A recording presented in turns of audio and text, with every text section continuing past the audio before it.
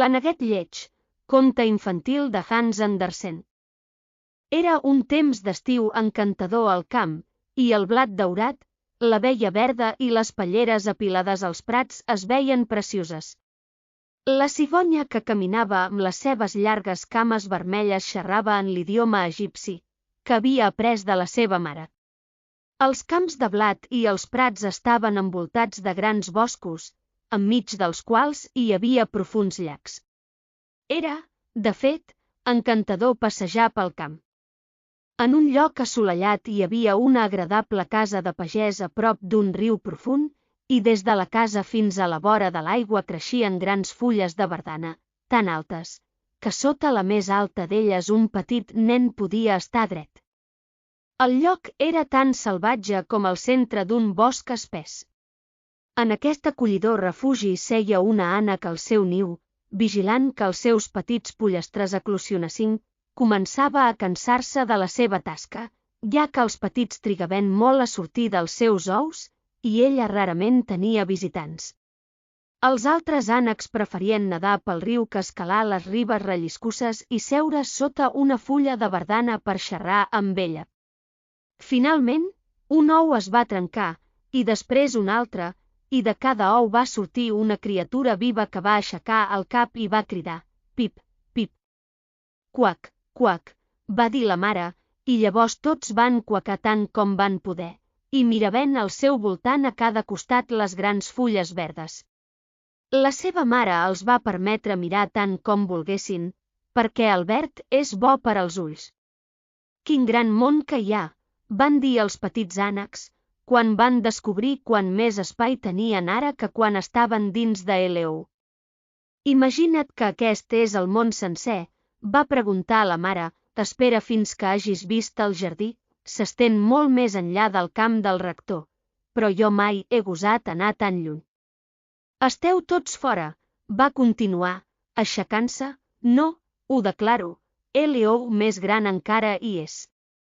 Em pregunto quant de temps durarà això, estic força cansada», i es va tornar a seure al niu. «Bé, com us va?», va preguntar una ànec vella que li va fer una visita. «Un ou encara no ha eclosionat», va dir l'ànec, «no es trencarà. Però mira tots els altres, no són els més bonics petits ànecs que has vist mai.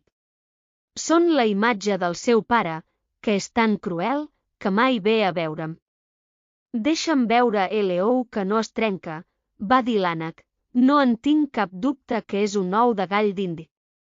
Em van convèncer per incubar-ne alguns una vegada, i després de tota la meva cura i molèsties amb els petits, tenien por de l'aigua. Vaig quacar i cloquejar, però tot va ser en va. No vaig poder fer-los atrevir-se a entrar. «Deixa'm mirar L.O. Sí, és un ou de gall d'indi, pren el meu consell, deixa'l on és, i ensenya als altres nens a nedar». «Crec que em quedaré a sobre una mica més», va dir l'ànec, «com que ja he estat asseguda tant de temps, uns quants dies no seran res». «Fes el que vulguis», va dir l'ànec vell, i se'n va anar. Finalment, L.O. gran es va trencar, i un petit va sortir, cridant: «Pip, pip». Era molt gran i lleig. L'ànec el va mirar fixament i va exclamar: «És molt gran, i gens semblant als altres. Em pregunto si realment és un gall d'indi. Aviat ho descobrirem, però, quan anem a l'aigua. Ha d'entrar, si he de fer-ho jo mateixa». L'endemà, el temps era encantador, i el sol brillava intensament sobre les verdes fulles de verdana, així que la mare ànec va portar els seus petits fins a l'aigua, i va saltar amb un esquitx. «Quac, quac», va cridar, i un darrere l'altre els petits ànecs van saltar a dins. L'aigua es va tancar sobre els seus caps, però van sortir de nou en un instant, i nadaven força bonics amb les seves potes remenant sota d'ells tan fàcilment com podien, i el petit ànec lleig també estava a l'aigua nedant amb ells. «Oh», va dir la mare, «aquest no és un gall d'indi, quina bé que fa servir les seves potes, i com s'aguanta dret. És el meu propi fill, i no és tan lleig després de tot si el mires bé. Quac, quac. Vine amb mi ara, et portaré a la gran societat i et presentaré al corral, però has de mantenir-te a prop de mi o podràs ser trepitjat. I, sobretot, vigila amb el gat. Quan van arribar al corral, hi havia una gran alteració. Dues famílies estaven lluitant per un cap d'anguila, que, després de tot, va ser emportat pel gat. Veieu, nens, així és el món, va dir la mare ànec, esmolant el seu bec, perquè li hauria agradat tenir el cap d'anguila ella mateixa. Vinga, ara, feu servir les potes, i deixeu-me veure com us podeu comportar. Heu de fer una reverència bonica a aquella ànec vella d'allà. Ella és la més ben nascuda de totes, i té sang espanyola, per tant, està ben situada. No veieu que té una bandera vermella lligada a la cama, que és una cosa molt gran, i un gran honor per a un ànec? Això mostra que tothom està ansiós de no perdre-la, ja que pot ser reconeguda tant per l'home com per la bèstia. Vinga, ara, no gireu els dits, un ànec ben educat obre les potes ben separades, igual que el seu pare i la seva mare, d'aquesta manera. Ara doblegueu el coll i digueu, quac. Els ànecs van fer el que se'ls va dir, però l'altre ànec va mirar amb sorpresa i va dir, mira, aquí ve un altre niu, com si no n'hi hagués prou ja. I quin objecte tan estrany és un d'ells, no el volem aquí, i llavors un va volar i el va mossegar al coll. Deixa'l en pau, va dir la mare, no està fent cap mal. Sí, però és tan gran i lleig, va dir l'ànec maliciós, i per tant ha de ser expulsat. Els altres són nens molt bonics, va dir l'ànec vell, amb el drap a la cama, tots menys aquell, desitjaria que la seva mare pogués millorar-lo una mica. Això és impossible, vostra gràcia, va respondre la mare, no és bonic, però té una molt bona disposició, i nadarà tan bé o fins i tot millor que els altres. Crec que es farà bonic, i potser serà més petit, ha romàs massa temps a L.O., i per tant la seva figura no està ben formada, i llavors el va acariciar pel coll i va alisar les plomes, dient, és un drac, i per tant no és tan important. Crec que es farà fort, i podrà cuidar-se a si mateix. Els altres ànecs són prou elegants, va dir l'ànec vell. Ara fes-te sentir a casa, i si pots trobar un cap d'anguila, pots portar mal. I així es van fer còmodes, però el pobre petit ànec, que havia sortit del seu ou l'últim de tots, i es veia tan lleig, va ser mossegat i empantat i es va fer burla d'ell, no només pels ànecs, sinó per tota la polleria. És massa gran, van dir tots, i el gall d'indi, que havia nascut al món amb esglaons, i es pensava que realment era un emperador, es va inflar com un vaixell a ple vel, i va volar cap al petit ànec, i es va posar ben vermell al cap de la passió, de manera que el pobre petit no sabia on anar, i estava força miserable perquè era tan lleig i es feia burla de tota la granja. Així va continuar dia rere dia fins que es va fer cada vegada pitjor. El pobre ànec va ser empès per tothom, fins i tot els seus germans i germanes eren cruels amb ell, i deien, criatura lleig, desitjaria que el gat t'agafés, i la seva mare deia que desitjava que mai hagués nascut. Els ànecs el picaven, les gallines el colpejaven, i la noia que alimentava la polleria el va colpejar amb els peus. Així que al final va fugir, espantant els petits ocells a la valla mentre volava per sobre de les tanques. Tenen por de mi, perquè sóc lleig, va dir així que va tancar els ulls, i va volar encara més lluny, fins que va sortir a un gran turó, habitat per ànecs salvatges. Aquí va romandre tota la nit, sentint-se molt cansat i trist. Al matí, quan els ànecs salvatges van alçar el vol, van mirar el seu nou company. Quin tipus d'ànec ets? Van dir tots, acostant-se a ell. Es va inclinar davant d'ells, i va ser tan educat com va poder, però no va respondre a la seva pregunta. Ets extremadament lleig, van dir els ànecs salvatges, però això no importarà si no vols casar-te amb un dels nostres. Pobra criatura. No tenia pensaments de matrimoni, tot el que volia era permís per estirar-se entre les canyes i beure una mica de l'aigua del turó. Després d'haver estat al turó durant 2 dies, van venir 2 oques salvatges, o més aviat ocellets, perquè no feia gaire que havien sortit de Eleo, i eren molt descarades. Escolta, amic, va dir una d'elles al petit ànec, ets tan lleig que ens agrades molt. Vindràs amb nosaltres i et convertiràs en un ocell migratori. No gaire lluny d'aquí hi ha un altre turó, en el qual hi ha algunes boniques oques salvatges, totes solteres. És una oportunitat per a tu de trobar una esposa, pots tenir sort, lleig com ets. Pop, pop, sonava a l'aire, i les 2 oques salvatges van caure mortes entre les canyes, i l'aigua es va tenyir de sang.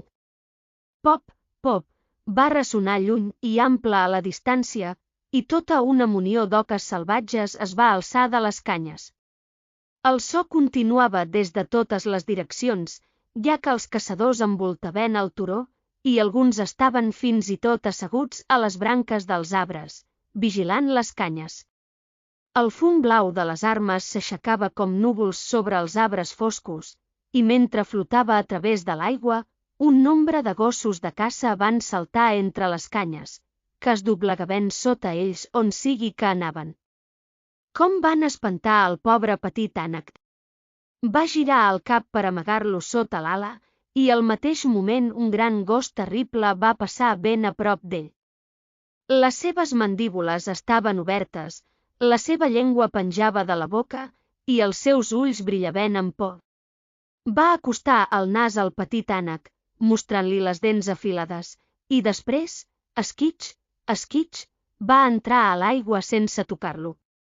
Oh, va sospirar el petit ànec, com estic agraït de ser tan lleig, ni tan sols un gos em mossegarà. I així es va quedar ben quiet, mentre els trets sonaven a través de les canyes, i arma rere arma es disparava sobre ell.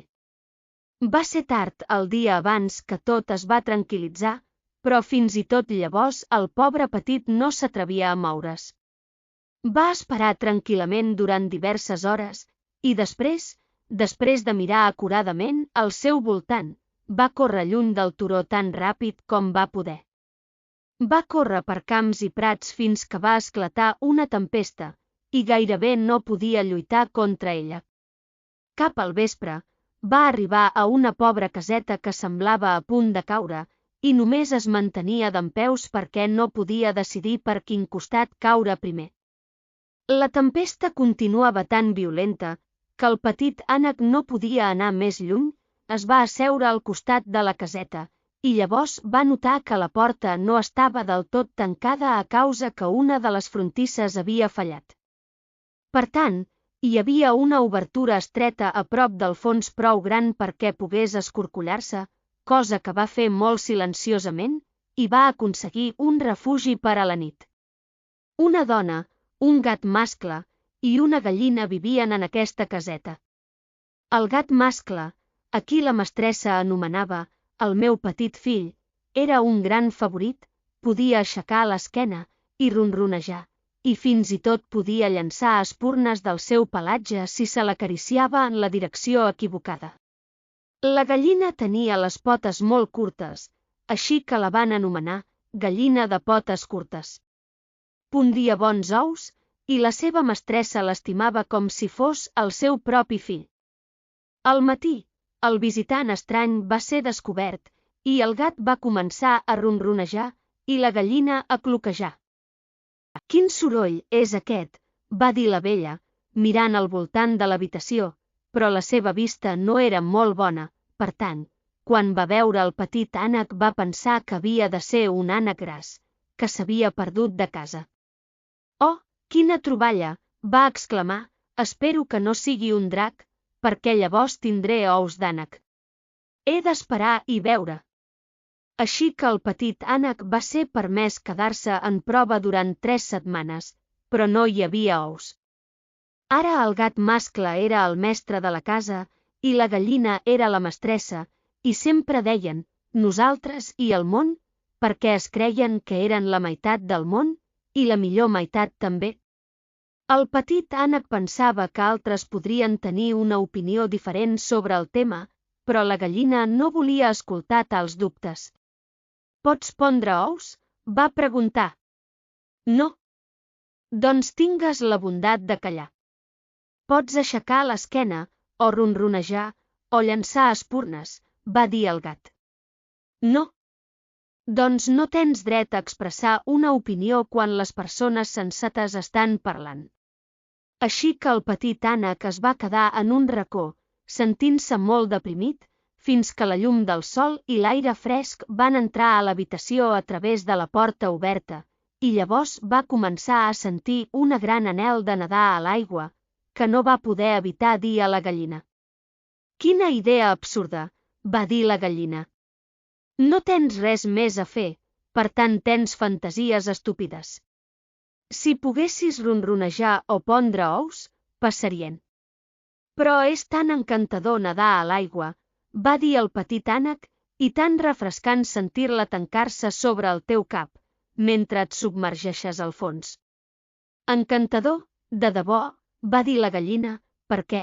Has de ser boig». «Pregunta al gat, és l'animal més intel·ligent que conec, pregunta-li com li agradaria nedar a l'aigua, o submergir-se sota d'ella, per què no parlaré de la meva pròpia opinió? Pregunta a la nostra mestressa, la vella, no hi ha ningú al món més intel·ligent que ella. Creus que li agradaria nedar, o deixar que l'aigua es tanqués sobre el seu cap?» «No m'entens», va dir el petit ànec. «No t'entenem». «Qui pot entendre't?», em pregunto. «Et consideres més intel·ligent que el gat, o la vella?» «No diré res de mi mateix». «No imaginis tals tonteries, nen, i agraeix la teva bona sort que t'han rebut aquí. No estàs en una habitació càlida i en una societat de la qual pots aprendre alguna cosa. Però ets un xerrameca i la teva companyia no és gaire agradable. Creu-me, parlo només pel teu bé. Puc dir-te veritats desagradables, però això és una prova de la meva amistat. Et recomano, per tant, que pondres ous i aprenguis a ronronejar tan aviat com sigui possible». «Crec que he de tornar al món de nou», va dir el petit ànec. «Sí, fes-ho», va dir la gallina. Així que el petit ànec va deixar la caseta i aviat va trobar aigua en la qual podia nedar i submergir-se, però era habitat per tots els altres animals a causa de la seva aparença lleig. Va arribar la tardor i les fulles del bosc es van tornar taronja i or. Després, a mesura que s'apropava l'hivern, el vent les va agafar mentre queien i les va fer girar en l'aire fred. Els núvols, pesats amb calamarsa i flocs de neu, penjaven baixos al cel, i el corb estava sobre les falgueres cridant «cruac, cruac». Feia tremolar de fred mirar-lo. Tot això era molt trist per al pobre petit ànec. Una tarda, just quan el sol es posava entre núvols radiants, va arribar una gran munió de vells ocells dels arbustos. El petit ànec mai havia vist cap com ells abans.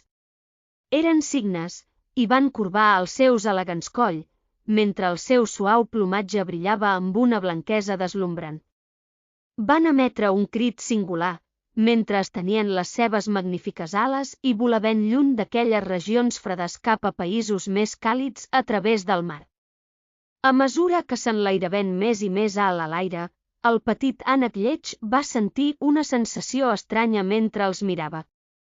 Es va girar a l'aigua com una roda, va estirar el coll cap a ells i va emetre un crit tan estrany que es va espantar a si mateix.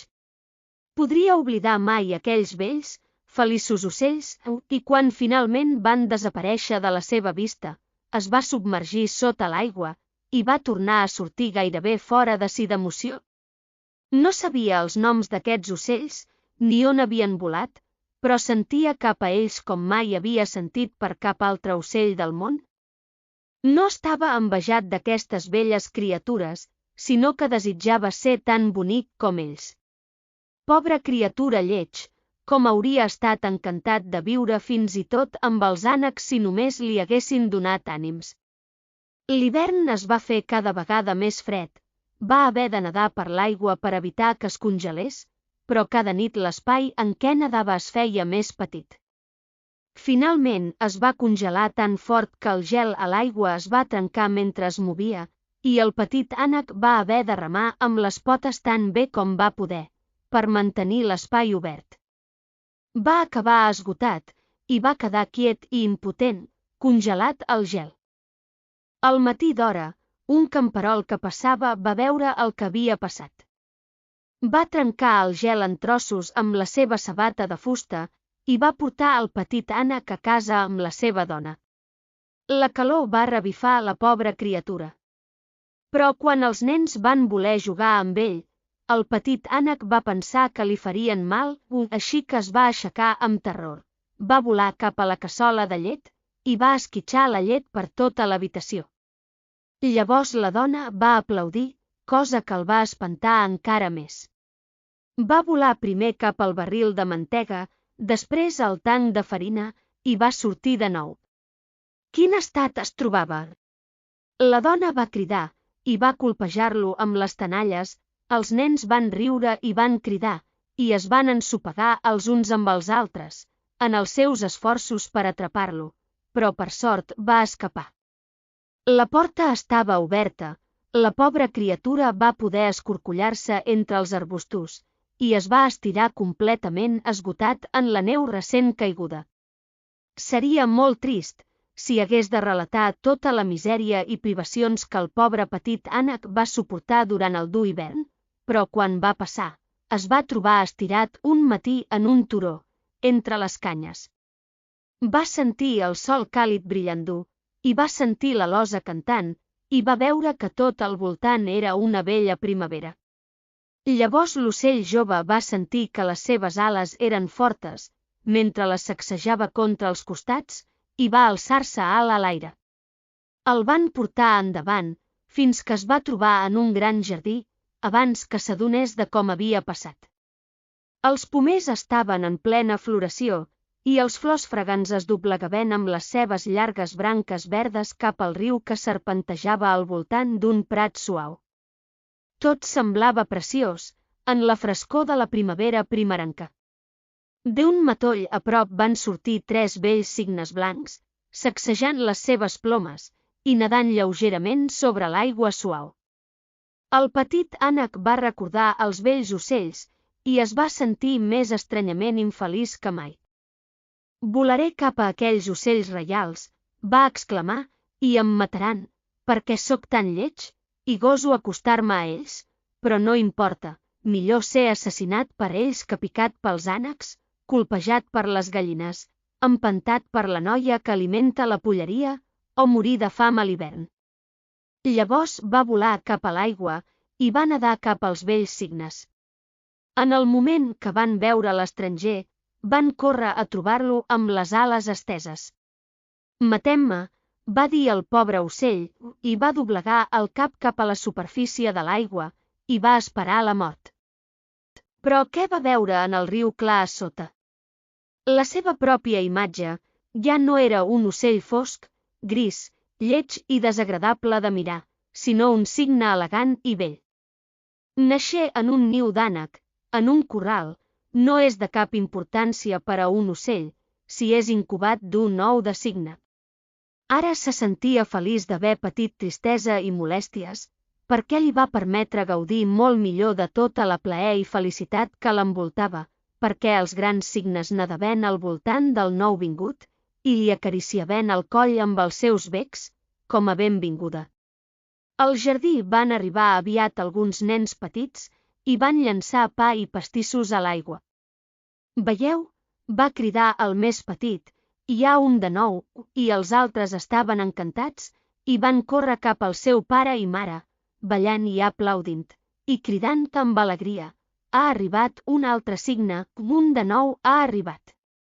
Llavors van llançar més pa i pastissos a l'aigua, i van dir, el nou és el més bonic de tots, n'és tan jove i bonic.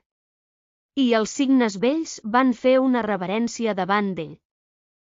Després se sentia força avergonyit i va amagar el cap sota l'ala, perquè no sabia què fer, estava tan feliç, i encara no era gens orgullós.